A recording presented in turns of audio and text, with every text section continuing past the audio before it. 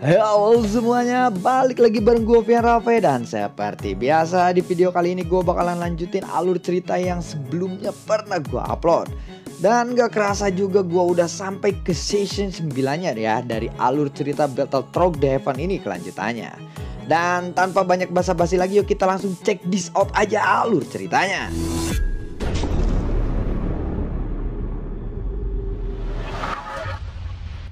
Di episode sebelumnya, ketika Yi Zhang memutuskan untuk menyerang Xiaoyan dengan senjata kuno dari Dewa Petir, tetapi saat ini malah senjata kuno dari Dewa Petir itu terhisap oleh kekuatan petir di tangan Xiaoyan.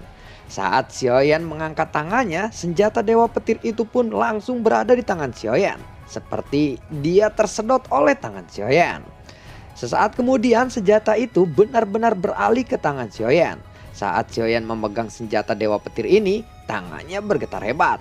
Dan petir-petir di langit langsung menyambar senjata itu beserta tubuh Xiaoyan. Banyak orang yang takjub saat melihat adegan yang sangat menyilaukan ini. Xiaoyan lalu mengangkat senjata itu dan menatap ke arah Yi Zhang dari kejauhan. Cahaya petir di lengannya pun lalu berkedip-kedip.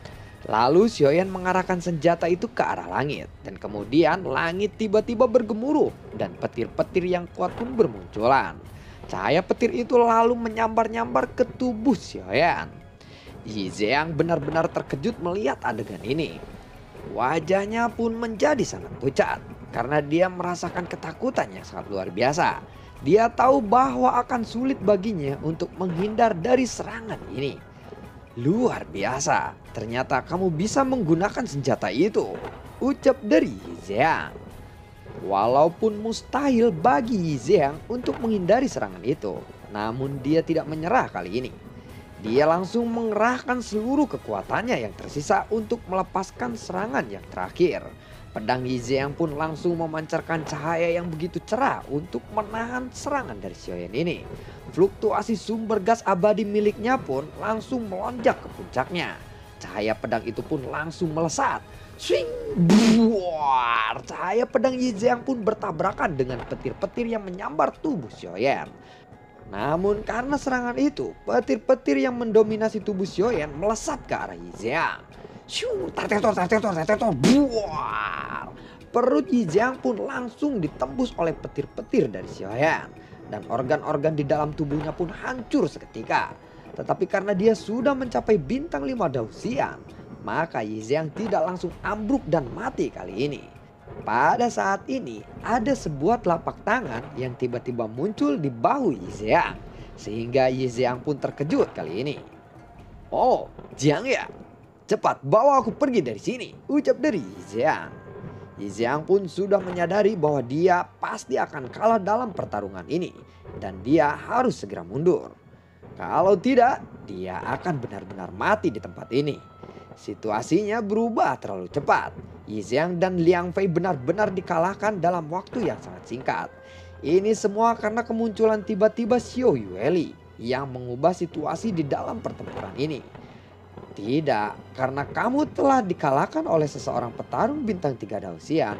Itu akan mempermalukan aliansi dewa, ucap dari suara yang muncul di belakang Yi Zhang.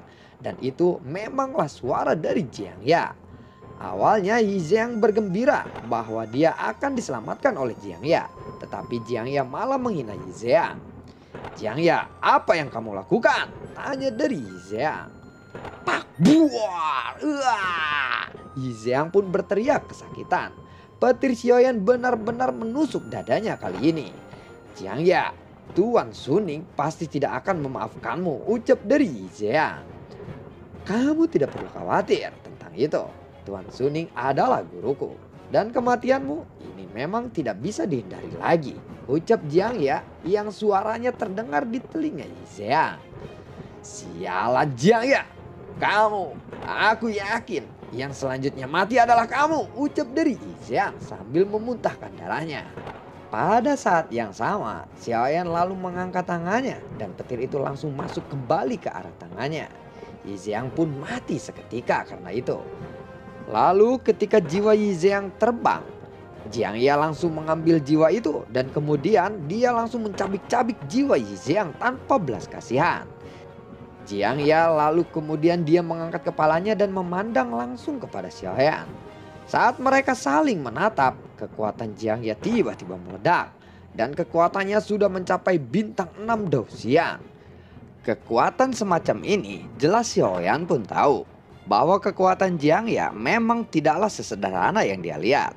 Ketika aura kekuatan Jiang Ya meledak, Xiaoyan pun langsung berhati-hati. Xiaoyan, kamu memang kuat. Tetapi aku tidak akan bertarung denganmu sekarang. Aku akan menunggumu di babak selanjutnya di kompetisi ini, ucap dari Jiang Ya. Xiaoyan pun tidak berbicara lagi setelah itu. Sepertinya dia setuju untuk tidak bertarung melawan Jiang Ya kali ini. Ayah, ayo kita harus pergi ke gua pertama, ucap dari Xiu Yueli. Gua pertama? Tanya dari Xiaoyan. Jelas tidak bisa. Aliansi Dewa adalah yang pertama kali tiba di Tianzhu.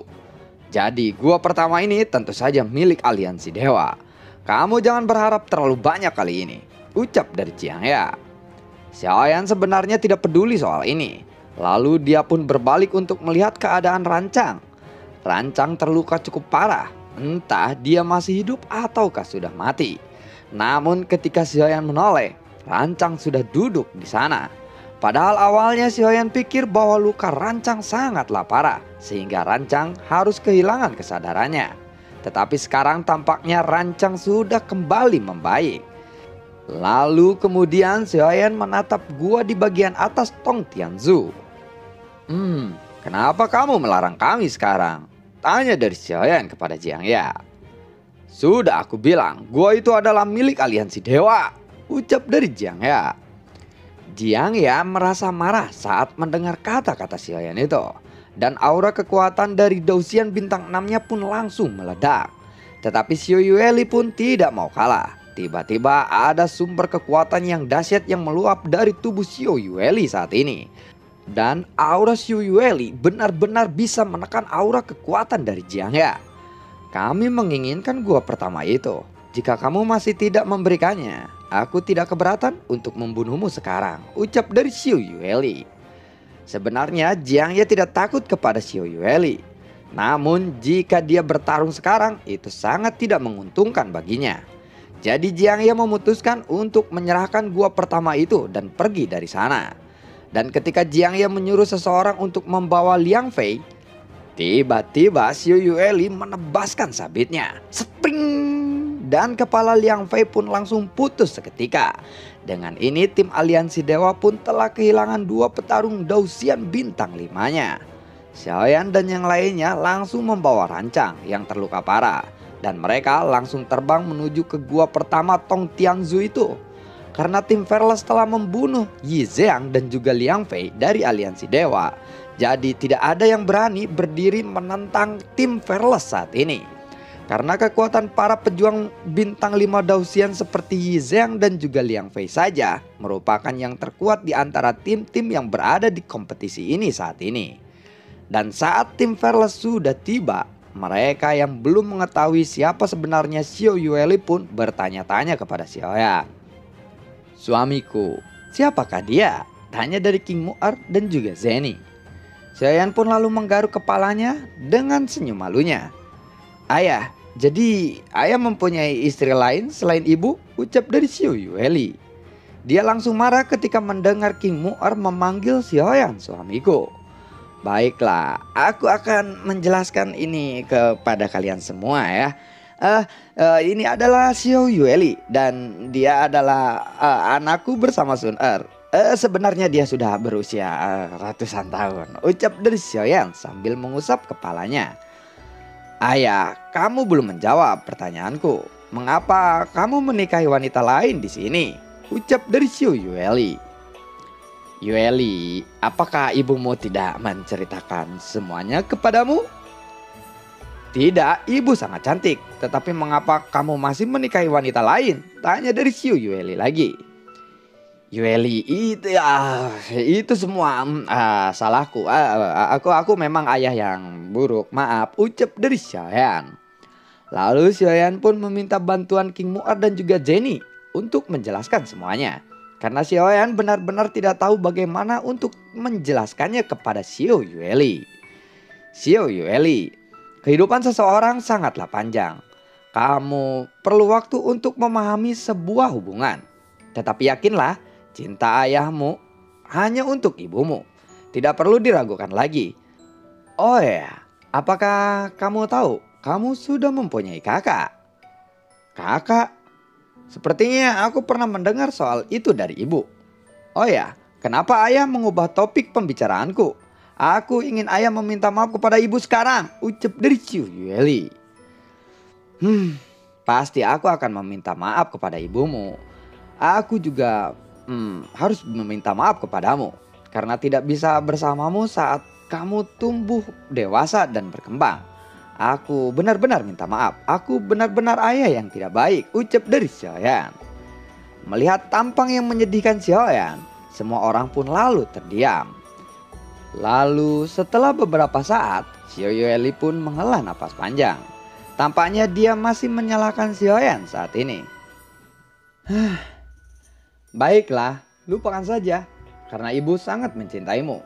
Tetapi yang jelas, ayah memang orang jahat, ucap dari Xiao Yueli. Xiaoyan pun akhirnya tersenyum mendengar itu. Dan setelah itu, akhirnya semua orang pun mengalihkan pandangan mereka ke arah mata air spiritual kuno 9 warna di depan mereka. Xiaoyan, lihatlah mata air kuno 9 warna ini. Ini benar-benar luar biasa, ucap dari Xiaozan. Dan mendengar itu pun Xiaoyan lalu mengangguk. Yueli, ini adalah lingkuan kuno 9 warna yang sangat membantu untuk kultivasi. Lebih baik sekarang kita segera menyerap energi terlebih dahulu dari mata air kuno ini, ucap dari Zeni kepada Xiao Yueli. Guruku pernah berkata, aku tidak boleh meningkatkan kekuatanku. Jadi, aku tidak akan ikut menyerap mata air kuno itu, ucap dari Xiao Yueli. Mendengar itu pun Xiaoyan tersenyum.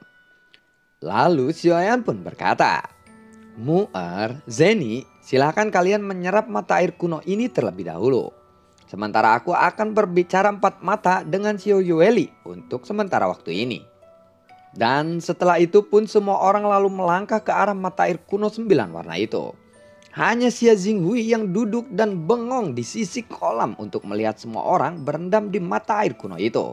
Tetapi untuk menghindari rasa malunya, Xia Jinghui juga memasuki mata air kuno itu walaupun itu tidak akan ada berpengaruh kepadanya. Xiaoyan pun duduk bersama Xiao Yueli di suatu tempat tidak jauh dari mereka.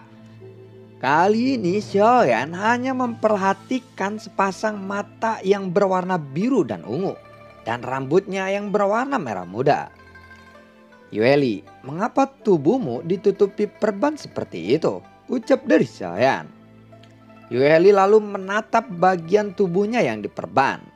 Perban itu memang terlihat seperti kain putih biasa. Namun setelah Xiaoyan bertanya, perban di tubuh Xiao Yueli tiba-tiba memancarkan cahaya keemasan. Dan kemudian terungkap ada huruf-huruf yang tercetak pada perban itu. Melihat ini, Xiaoyan pun tahu bahwa perban itu adalah segel yang terlarang. Jadi ini bukan perban biasa ya, ucap dari Xiaoyan. Ya, guru berkata bahwa aku memiliki darah dewa. Jadi aku harus menggunakan metode ini untuk menyegel kekuatannya. Lagi pula kekuatan ini bukanlah kekuatan yang bisa aku tanggung sekarang. Kalau tidak, darah dewa ini akan langsung meluap, ucap dari Xiao Yueli. Xiaoyan pun bingung bagaimana bisa keturunannya memiliki darah dewa. Sedangkan Xiaoyan dan Sun Er adalah seseorang manusia biasa. Xiao Yueli lalu berkata, guru pernah berkata kepadaku, aku adalah orang yang sangat kuat di kehidupan sebelumnya. Dan sekarang aku telah bereinkarnasi dari orang kuat itu. Tetapi guru juga berkata bahwa waktuku hampir habis. Dan dunia bawah akan mengalami bencana yang besar. Jadi aku harus menjadi lebih kuat lagi, ucap dari Xiao Yueli. Jadi kamu adalah reinkarnasi dari orang yang sangat kuat? Aku benar-benar iri kepadamu, ucap dari Xiaoyan. Ya, aku sebenarnya pernah bertemu dengan orang kuat itu. Pernah bertemu dengannya? Di mana kamu melihatnya? Bagaimana bisa? Tanya dari Xiaoyan. Sungguh aku pernah bertemu dengannya, tetapi itu hanya dalam ingatanku. Dia sangatlah cantik. Aku tidak tahu bagaimana caranya untuk menggambarkannya. Aku pernah melihatnya satu kali saja. Baiklah, lupakan saja tentang itu. Ayah, tolong ceritakan kisah hidupmu. Setiap kali ibu berbicara tentang ayah, wajahnya dipenuhi dengan senyuman bahagia dan dia sangat bangga kepadamu. Jadi aku merasa penasaran. Sebenarnya orang macam apa ayahku itu? Ucap dari Xiaoyueli. Kisah hidupku ya. Baiklah, hari ini aku akan memberitahu kisah hidupku yang sangat buruk ini. Ucap dari Xiaoyan. Kemudian Xiaoyan pun bercerita panjang lebar dari A sampai Z. Lalu Xiaoyueli pun mendengarkannya dengan penuh semangat. Kadang-kadang dia tertawa dan kadang-kadang dia bersedih. Dia bisa merasakan semua yang telah dialami oleh ayahnya. Dan perlahan-lahan tubuhnya semakin dalam memandang ke arah Xiaoyan. Entah sudah berapa lama waktu yang mereka lewati bersama. Kemudian di atas langit ada suara pengumuman yang baru saja terdengar. Babak pertama telah berakhir. Dan peringkat poin tim akan diumumkan. Aliansi Dewa membunuh lebih dari 2.000 orang. Dan saat ini menduduki peringkat pertama. Guanyan Protoss membunuh lebih dari 1.500 orang. Mereka berada di peringkat kedua. Kuil King Chen yang membunuh 1.000 orang berada di peringkat ketiga. Tetapi nama tim Fearless tidak kunjung disebutkan. Karena tim Fearless tidak berisikan orang-orang yang kejam. Mereka hanya membunuh tim yang menyerang mereka terlebih dahulu. Jadi jumlah yang mereka bunuh mungkin hanya sekitar 100 orang saja. Jin Xuanzi membunuh lebih dari 200 orang, berada di peringkat ke-100. Setelah 100 besar, tim telah diumumkan, suara pengumuman itu pun terdengar lagi. Tim Fearless berada di peringkat 3.500, tetapi menduduki gua pertama pada saat ini. Pemilik asli dari gua pertama sebenarnya adalah milik Aliansi Dewa. Karena mereka berada di peringkat pertama, namun tim Fearless berhasil merebutnya dari mereka. Setelah itu suara di langit pun menghilang.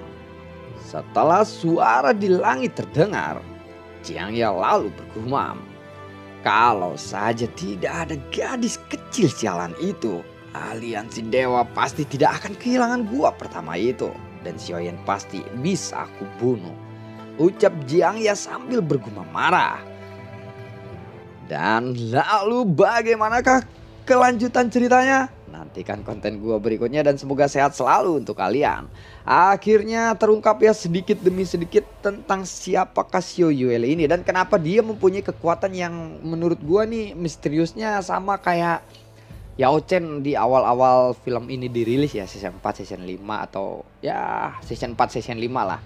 Yang Yao Chen menampakkan dirinya tuh terus kekuatannya kayak gimana nih, sama misteriusnya kalau menurut gua sama kayak si Xiaoyueli saat ini. Itu kekuatan yang begitu gedenya masih disegel dong.